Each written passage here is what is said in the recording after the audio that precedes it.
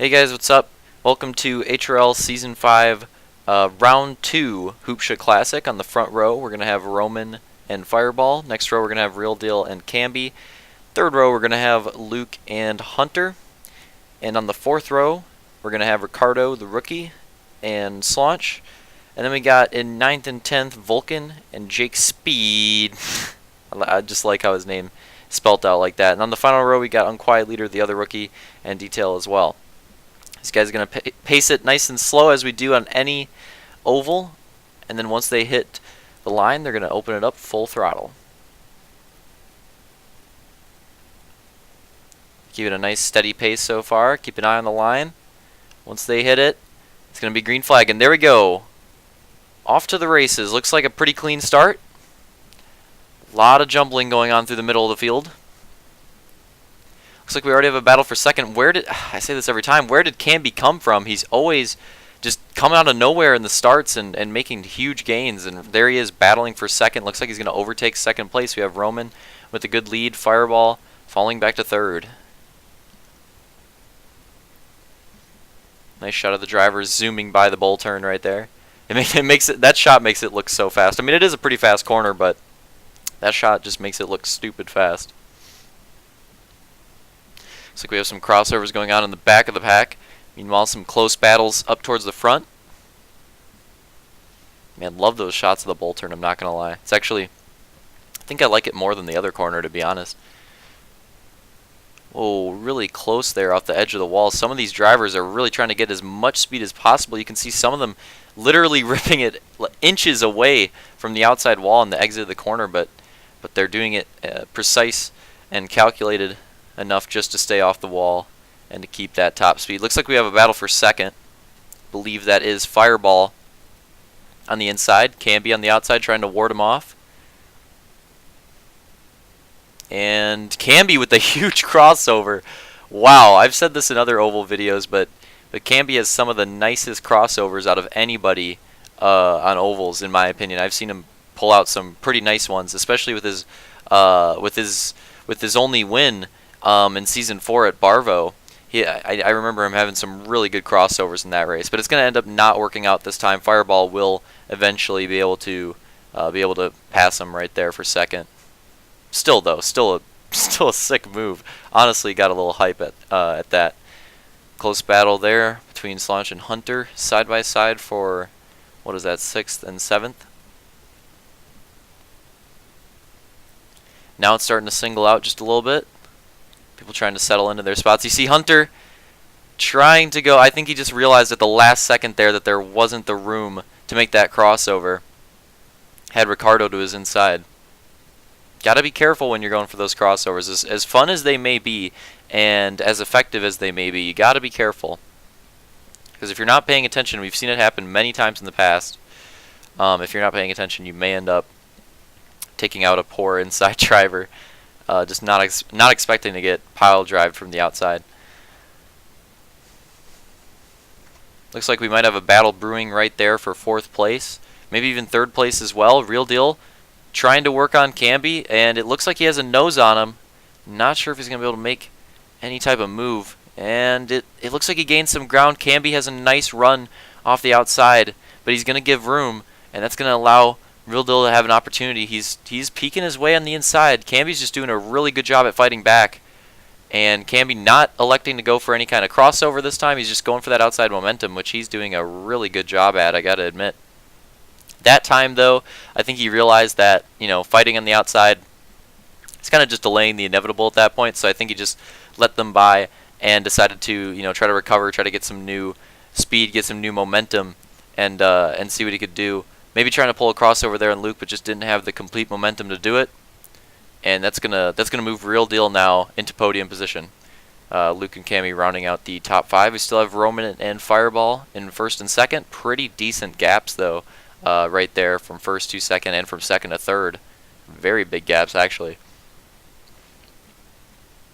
Definitely a sizable gap. It's crazy how much it's opened up. If the leader can just get away on this track, it is going to take a while for the rest of the field to track them because they have to battle with each other. So definitely pretty tough. Looks like we could have a battle here brewing between Real Deal and Luke for third. So we'll keep an eye on this one. And it looks like Luke might have a nose on him. Let's see how it goes into the bull turn. Real Deal is going to give room. Luke has a huge run right there. And, man, almost able to take over Real Deal in just one corner. But Real Deal is going to fight back along the outside. It looks like he's not going to elect for any kind of crossover. He's just going to hold that middle. And Luke's going to slide up in front of him, take that spot. Let's see what happens in the bull turn. Real Deal's just going to follow in. And you see the different, I think that was a really good look at the different lines through the bull turn right there. You see Real Deal definitely had more entry speed than Luke, but I think Luke had a lot more exit speed. So some different lines right there coming into play and showing how they even out or how they don't even out on the track. Here on board with Detail, he is, ninth, I'm guessing. I think it's ninth at this point. And we have a nice little pack here. Towards the back, we got Ricardo in front of him, Hunter in front of Ricardo as well. We got Vulcan right behind him. This is a nice little pack right here of guys outside the top 5 just battling for some of these positions. And some of these battles are more important than I think people give them credit for, you know, especially for the overall. For example, we saw Hunter, I think, get a 7th place last week at Belfast. And get a 1st place in the second moto and come back for what, like 2nd overall? So sometimes those battles outside the top 5 are more important, at least for the overall event for that week. Whoa, T-Tail almost spinning out right there. But yeah, sometimes I think people may overlook for the fight for the overall. Some people may overlook finishers, you know, on the edge of the top 5 or in the outside of the top 5. But sometimes you have to look out for those guys. You never know what can happen. I guess the point is anything can happen, so you can't really count anyone out, except for whoever finishes last. You can probably count them out pretty safely. Looks like these guys are still. Whoa! Did anybody else see that? Hunter just, I don't know if that was 2nd gear or what, but he just completely lost all his speed down the straightaway, and now he's in a battle with Ricardo. I'm not exactly sure what that was. I hope I wasn't the only person that saw that. That was just very odd. He had a complete run on him, like he was completely cleared by a goose length, and then it just all fell apart.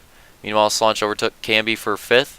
Camby trying to fight back with his patented crossover line, but just not able to work out. Just wasn't able to get the momentum that he wanted. And now I'm assuming at this point Camby's just probably settling in, looking for different lines, looking for speed into the second moto, because this is a very good moto for him at the start, you know, 2nd place right off the rip, and then he's just gone back and back, so it's clear that, you know, he needs to go to the drawing board and try to figure something out. So I'm figuring that for the rest of this moto, Camby's probably just going to be, you know, studying what everyone else is doing and trying to figure out what's fast for him, which is a smart thing to do, if I do say so myself.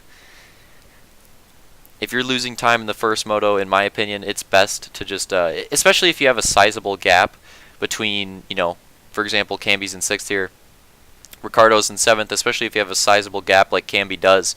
If I was in his situation, I was definitely not as fast as the people in front of me, I would just, you know, screw around, literally experiment with everything, try everything possible, any idea that pops in my brain, just give it a shot and see what works.